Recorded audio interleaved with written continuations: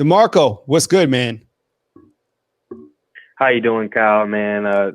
Thanks for having me on. So real quick, by the way, really, really impressed with the Roll Tide, man. But, man, Missouri did a really, really good job of standing up Trey Sanders in the second half up front. Bryce showed some flashes. Overall, the team looked pretty well. And, me and you had a comment about this on the video you posted a couple of weeks ago. We knew what Bryce was going to be, but we know that all things take time, right? So not really much to say there. He did all right. We'll see what he does in future weeks. But, man, Missouri really flipped on us in that second half up front. Trey Sanders couldn't get going. This was a guy we were excited about. What in the heck happened, Kyle? I mean, really? I mean, you look at I was puzzled. I mean, you look at the stats right there. Look at Trey Sanders. I mean, a guy that we are all excited to see. I mean, 9 rushing attempts for 1 yard. I mean, was that on Trey Sanders? Was that on the, was the offensive line a little bit exhausted? I mean, I know things kind of dipped a little bit when Evan Neal went out, but I mean, he's a tackle. He's not a guard. I know that they went with Chris Owens at center. It's something that Alabama is probably already dissecting as they fly back to Tuscaloosa on their Delta plane.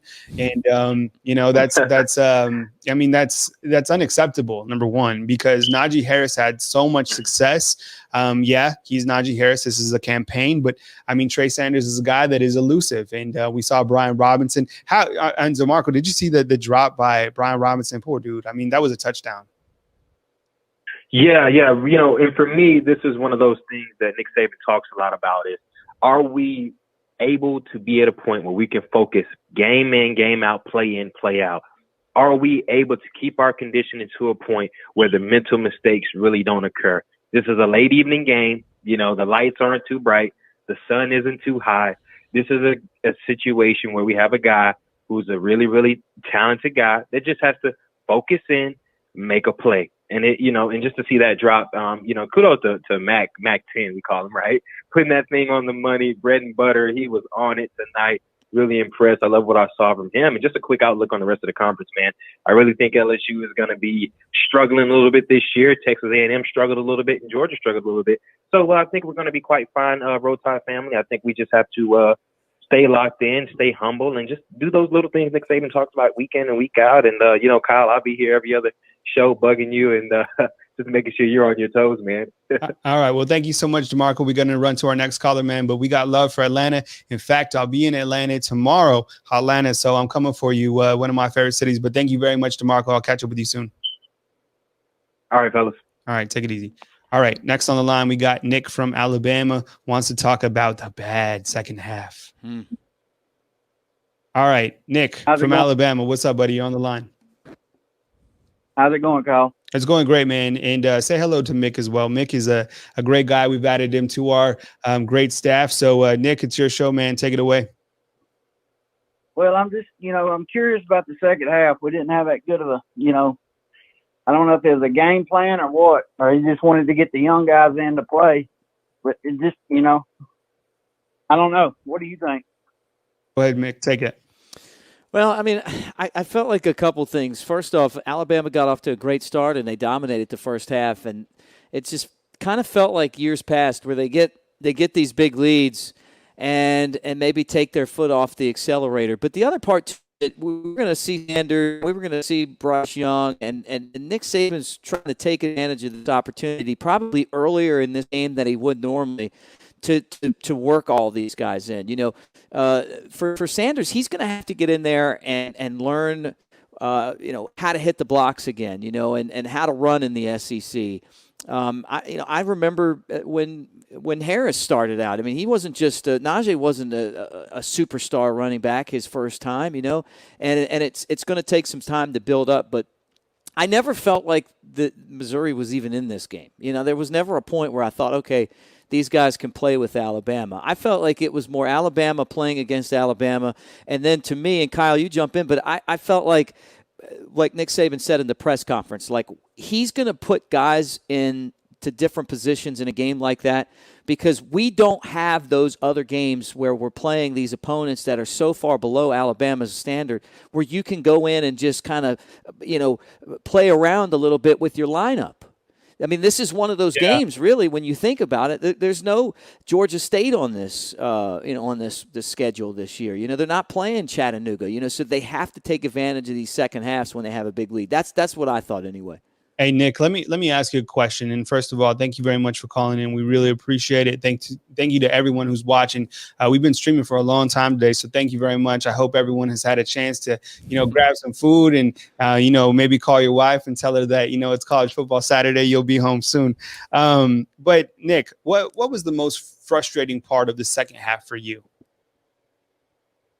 I guess just the offensive line. It just like we didn't have the push like we always have, and year in and year out. We just didn't fire off the ball good. What do you think? Yeah, I mean, like I said, I'm going to watch that second half, and I want to just watch it by myself.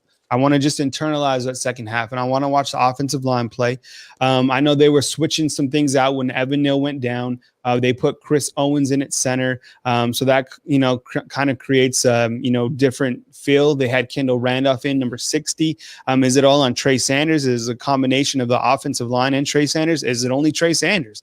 Is it the turnover didn't help? But when I look at Bryce Young, I don't think things slowed down dramatically when he was in. It just had a really weird feel. I think you sometimes expect Alabama to start off so hot, but they did. But you might have seen that in the first half. But the way they played in that second half, that's not good enough to continue down the stretch. And like Mick was saying, you don't have the Georgia Southerns. You don't have New Mexico State up now. You don't have Colorado State. You have Texas A&M next week. Then you have Ole Miss. Yeah. Then you have Georgia. Yeah. So you better tighten it up. And, these guys need to fix, where things are kind of leaking right now going into a gauntlet of a season. Yeah, exactly. That's what I'm looking at going down the road. We got the Georgias of the world. And, even if we get to the SEC championship, we'll probably be facing Florida. Florida looked great today. Yeah, Florida looked great. And how about Miami just barreling through Florida State? Florida State is on just this incredible decline. I hope they have a parachute, right? Because, man, they are just like falling. It's unbelievable. My goodness. But, yeah, anything else, Nick, while we have you on the show? No, that's it. I was just kind of getting y'all's word on the second half. It's just, we got to tighten some things up, but I think we'll be ready next week. I think so, too. Thank you very much, Nick. And please call again next time. Please have a wonderful rest of your night and have a beautiful Sunday. Appreciate it, Kyle. All right. Take it easy. Okay. And I'll tell you this, Kyle. You talk about Florida State and just how fast that program has plummeted. We've been through this at Alabama. When Alabama – I don't know really what the case was, but Gene Stallings retired. He didn't get along well with Bob Bachroth, and he left after the 95 season. It was kind of the same thing, or maybe it was 97 season, whatever it was. It was 97. So then all of a sudden they go from being a team that wins 10 games a year to 2000 comes around and they win like 3. And it kind of feels exactly like Florida State. And the program really never got back to being a national prominent program until they got Nick Saban. There were flashes of it. Coaches would come in and they'd have a year here, a year there, but they never had that sustained success. And I feel like when I look at like Tennessee or a Florida State right now, it proves kind of that same thing. You lose that one guy, and then when you don't have the right person to come behind him, it can get away fast. But you're right. Watching Miami just dismantle Florida State, it doesn't feel like it's really Florida State. It's their uniforms, but it's not really them in there. Yeah, it's somebody else. We got to be like, the old Scooby-Doo where you pull off the mask. Oh, it's Southern Miss in there. We should have. Call line is open, 205-850-0883. We're not going to take this show to tomorrow. We all have places to go. We're going to take a couple more calls and get used to it. And I know it's late, and some nights, you might have been, drinking too much Yingling, Flight or the Black Cans, and you're like, well, I'm not sure if I can call into this show because I don't know what I'm saying. But look, all right, we're going to do the call-in show, so get used to calling in. And don't worry, call in. It's your show. If you want to talk about the frustration of something, it doesn't matter. Look, I'm here to, talk with you. We have Mick on, and we have the guys in the back. Trey did a great job. Trey's our intern, and he just hopped on in, and he's producing. So we're gonna get together as a staff and try to figure out everything. But we have another caller. He's got to try to finish up so he can get down the Gillettes. That's where all the college kids go. And it's free. Yeah, he's got to take his 11:30 p.m. shower and then go. All right, we got Sam on the line from Alabama, wants to give an assessment about Alabama and the rest of the SEC. Sam, what's up, buddy? Thank you very much for calling in. What's up, guys? How y'all doing? Doing great, man. Go ahead, your show. Take it away. Yeah, I just want to give a general overall assessment of the game. Offensively played great beginning of this in the first half. Defensively played great. Offensively, what did they need to work on? As far as like in the second half, I just didn't think that. I think they were trying to take the air out of the game in the second half when Bryce Young came in. Mm-hmm. They were trying to milk the clock. They wanted to get the game over. Of course, they wanted to move the football, but then I don't know. They just got bogged down. The offensive line seemed like they weren't blocking as well. They weren't opening up any gaps for the running backs. Bryce made some pretty good, decent plays. I wouldn't put of course he had to hang on to the football. He had to protect the football. But I saw on that play, the defensive lineman went through two offensive linemen, right? He squeezed through two offensive linemen to get to Bryce Young, which caused a fumble. So they got to do a better job of coaching these guys up. Tell them to, stay in the game, play hard throughout the game, like Coach Saban said earlier. And also, kicking game did pretty well. Will Riker, kicked the ball really well. You know what? I need to talk about Will Reichert. I mean, he hit a field goal. He hit all his PATs. We talked about it before. And this is a perfect game for me in the kickers. How many punts did we have? Yeah. I guess we'll have to look at the stats on. Yeah, and the puncher was Sam Johnson. So he's a walk-on. So I think we're going to see Ty Perrine nugget in the next game. So, but yeah, I think Will Reichert. He lined up. What was the field goal that he kicked? What was it, from like 30 some yards? I don't know, like 37 yards or something like that. But it was, I was happy with it, 34 yards. Compared to what we've been getting over the past several years, a field goal kick like that, I was satisfied.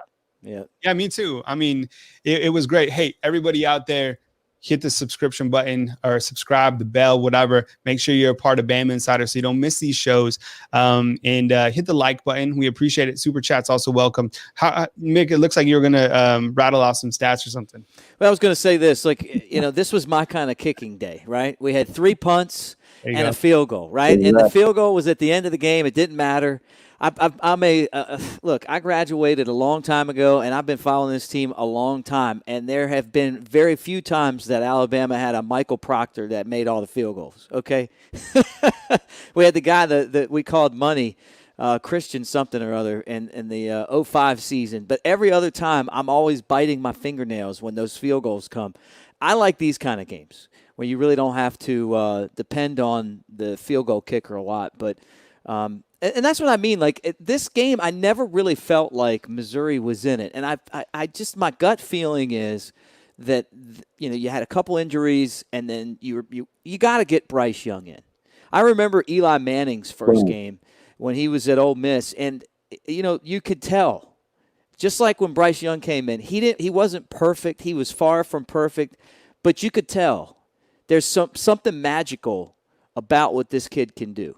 The way that he throws the football, the ease that it comes out of his hands, the velocity, the accuracy. This guy's eventually going to be one of the premier players in college football. He's got to probably eat a little bit more. They need to fatten him up. But, but besides that, I mean, it's exciting. And, I mean, it's kind of crazy to think that college football is at the point now where a true freshman quarterback is going to get in. Hey, Sam, what else? Can I say one more? Yeah, go ahead. I was just going to ask you. You wanted to give an assessment of the rest of the SEC. I mean, give the assessment, and please give us an assessment of Texas A&M, because what was that final score between them and Vanderbilt? Like 17-12 or something like that? Go ahead. Oh, I don't even know about that game, man. But I watched some of that LSU game. I think LSU. Well, I was telling you, producer earlier. I think the LSU team overall, they're in trouble, man. They're looking down at least 4 or 5 losses this year, and I think Missouri is going to be. Well, I don't know if they play Missouri this year, but they're going to be. It's going to be a lot of games where they're going to struggle offensively and defensively, because they lost a lot, man. They lost a lot on offense. Their offensive line was practically, dissipated from the draft and transfers and whatnot. The defensive line, he had a lot of guys that leave off the defensive line. And, I was telling the producer, they had an offensive lineman move to defensive line. That's how much they are struggling right now. And when they run up against a buzzsaw like the University of Alabama or some other team in the league, they gonna look bad. I mean, they look bad today, but they just, they still have talent, but they gonna struggle the rest of this year. Yeah, I think you're right. I mean, what I saw from them today wasn't impressive. What was impressive was actually that Mississippi State quarterback, right? I mean, Mike Leach coming in, I mean, he's crafty. I mean, he gets a quarterback. They're highly efficient. Their receivers do a great job. Did you say Terrell Shavers? Yeah, he caught a touchdown. Oh, yeah, I saw the touchdown. It was good for him. I'm proud of it, though. He didn't get that many opportunities with Alabama. Yep. I was hoping they had stayed. Yep. I know the talent is there with him, but I was proud to see him have some success, because he didn't have that much success here at the University of Alabama. So I wish him well, and I hope he continue to do well, except for, later on down the line when they play us. But, I was proud of it. I was happy for him. All right. Anything else, Sam, while you're on the show? Oh, no, that's it, man. I just appreciate you guys, and I continue to listen and I tune in, and then I appreciate what y'all do every Saturday and throughout the week. All right. Appreciate it. Well, thank you so much. Have a blessed Sunday, and enjoy the day. Yes, sir. You too. Thank you. Right, take it easy. Hey, thanks, Sam.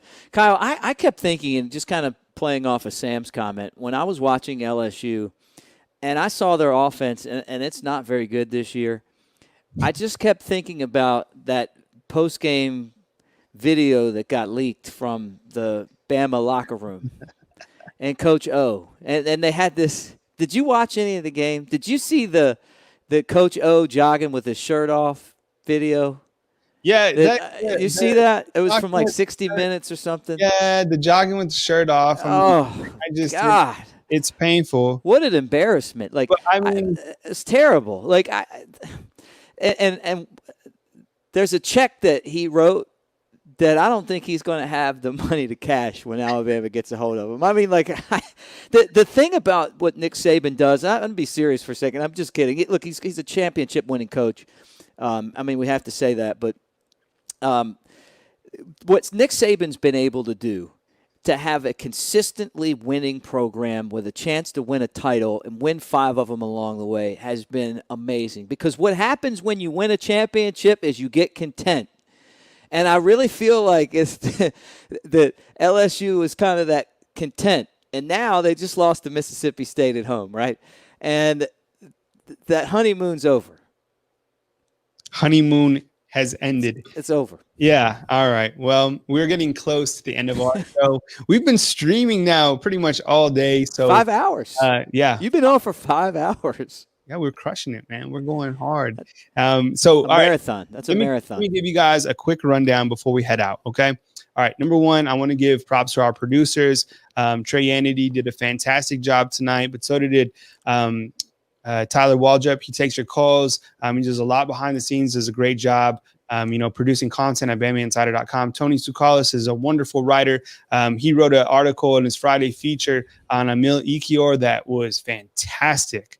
And, of course, we got Andrew Bone. He's like the Babe Ruth of the crew, batting in the 4th spot. And, Mick, Mick had a great week. We were under the gun to get the show together. This guy grinded, put together all the ads. And when I talk about super chats and the ads, like all that stuff really helps. I mean, it's not like we're out here. We all got families, we're trying to go. So anything that you can contribute, even a simple thumbs up goes a long way. So thank you very much for joining us. Hit that subscription button, go watch Nick Saban's video. I'm going to stay up late night on the late night crew and make sure that you guys get the Mac Jones video, which should be distributed by the SEC.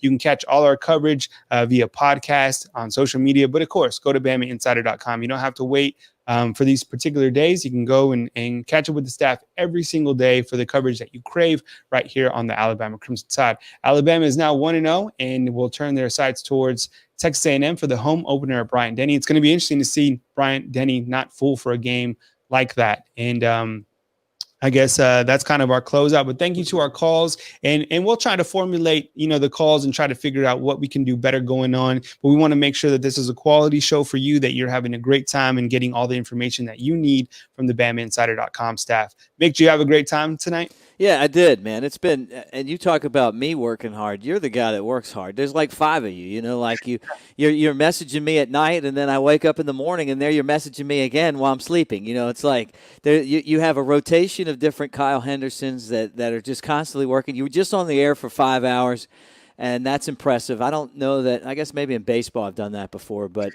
no, it's been a great week, man. Like the guys that you mentioned, and obviously Bone and Tony out there, and I appreciate all you guys. This is, I feel like I just joined the New World Order. I told Bone that, the energy that you guys are bringing to this, the callers, the people that follow the site, and the Bama family that you talk about, man, this is what it's all about. So I'm just glad that I can, maybe help out a little bit. And listening to the show today on Jocks, it's like all that hard work, man. There's people that are getting ready for the game, and they've got our show on, and we're cracking them up, and they're maybe learning something in the same time. So that's what I hope, and we get to do it again next week. That's just really cool. Yep, this is only week 1. So, we're going to grind hard, and we're going to keep going, and we're going to continue to pump out a great product. So for Mick Gillespie, my name is Kyle Henderson. We'll catch you soon at BamaInsider.com. Have a beautiful Sunday. Make sure and tell your loved ones that you love them. Never a bad time to hug someone that you love and tell them that you appreciate them. That's what I'm going to do tomorrow. Tomorrow's all about family. We'll catch you soon back at BamaInsider.com. Good night, fam. We appreciate and we really are thankful for you guys keeping up with our coverage, and we'll catch you soon at BamaInsider.com. Go watch that Nick Saban press conference right now.